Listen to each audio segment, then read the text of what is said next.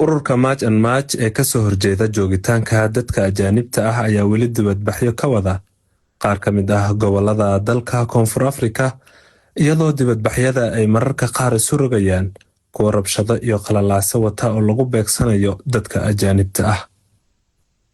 Deegaano ka tirsan gobolka KwaZulu-Natal maanta waxaa laga soo wariyey dibadbaxyo ay dhigayeen ururka March and March, waxaana dibadbaxyada ay isu rogeen rabshado lagu beegsaday dukaamada ganacsiga ay leeyihiin dadka ajaanibta ah, gaar ahaan Soomaalida. Deegaanka Kawamasho ayaa ka mid ah meelaha ay rabshadahu ka dhaceen ee lagu weeraray dukaamada ganacsiga Soomaalida. Haddaba si aan wax badan ugu ogaano dibadbaxyadii rabshadaha watay ee lagu beegsaday dukaamada ganacsiga ajaanibta, gaar ahaan Soomaalida, waxaan qadka telefoonka kula xiriirnay Saciid Mire oo ka mid ah hoggaanka jaaliyadda Soomaalida ee degan gobolka KwaZulu-Natal. Wariye Cumar Kiyo ayuu ugu waramay xaaladihii ugu dambeeyey. Cumar, waa mahadsan tahay. Maalinta Khamiista waa maalin walaaceeda leh mar haddii aad joogto gobolka KZN oo xaruna u ah ururka March and March. horena usii shaaciyeen inay maalin walba Khamiista mudaharaadi doonaan ilaa ay dowladda Koonfur Afrika ka maqasho. Ururka March and March kalka hore wuxuu kusoo bilowday in dadka sharci darrada ee ajaanibta ah dalka harna laga saaro leeyihiin 3 ilaa 4 milyan ayaa dalka ka baxda ayaa leeyahay oo sharci darro ah. Dadka Soomaaliyeed waa dad sharci leh, sharci dalka ku jooga, ganacsigooda sharci leeyahay. Hadda fayskii labaad waxay u bedeleen in ganacsatada dadka ajaanibta ah ay weeraraan, qaarkood ay boobaan, qaarkood dab ay qabasiyaan, kuwa ay handadaan oo ay ganacsiga ka saaraan. Gobolka KZN saameyn weyn ayay ku yeelatay arrimahaas. Maalmihii la soo dhaafayna jaaliyaddu waxay la tacaalaysay in dadkii 3 Juun dukaamadii ka soo guuray inay dib ugu noqon waayaan. Khamiis walba hadda waxaa raacday in dukaamo la boobo, in kuwa la gubo. Runtii waa xaalad cakaran, dhaqaalaha guud Koonfur Afrika caqabad ku ah, dhaqaalaha dadka Soomaaliyeed qaasatan reer KZN caqabad ku ah. Runtii waana arrin cawaaqibkeeda leh oo aan uga fadhino in dowladda Koonfur Afrika ay kiisas badan oo gudbinay iyo wax ka qabato.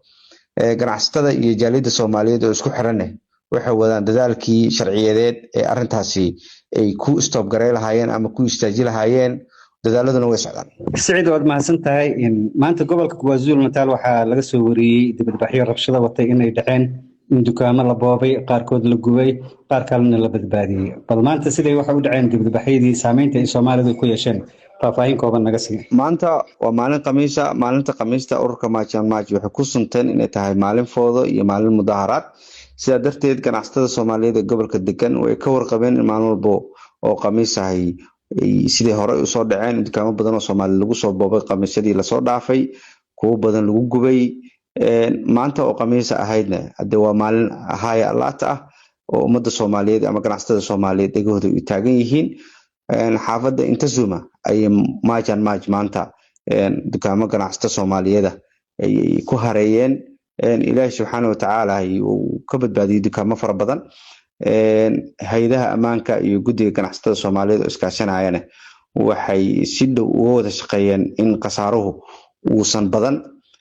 Hase ahaatee musiibadu ay ka orod badan tahay. Dukaan Soomaaliyeed ayaa lagu gubay oo hanti fara badan dhex taallay. Maxaa u qorshaysan jaaliyadda Soomaaliyeed ee degan gobolka KwaZulu-Natal, gaar ahaan milkiilayaasha dukaamada ganacsiga ee deegaanada iskoranka iyo tuulooyinka, marba haddii dibadbaxyada ay sii socdaan islamarkaana ay isku bedeleen rabshado laguna beegsanaya hantidooda, iyadoo aan aragnay in dibadbaxyadii ugu dambeeyey ay geysteen khasaare hantiyeed? Waa su'aal muhiim ah. Waxaa kala hore wada fadhiistay jaaliyadda Soomaaliyeed, culamaa u diinkooda, ganacsatadooda iyo dhalinyaradooda, waxayna soo saareen guddi ganacsato Soomaaliyeed ah. Waxaana loo egmay inay ka shaqeeyaan xal u helidda dukaamo badan oo Soomaaliyeed oo gobolka ku xiran, ururka March and Marchna ay xireen.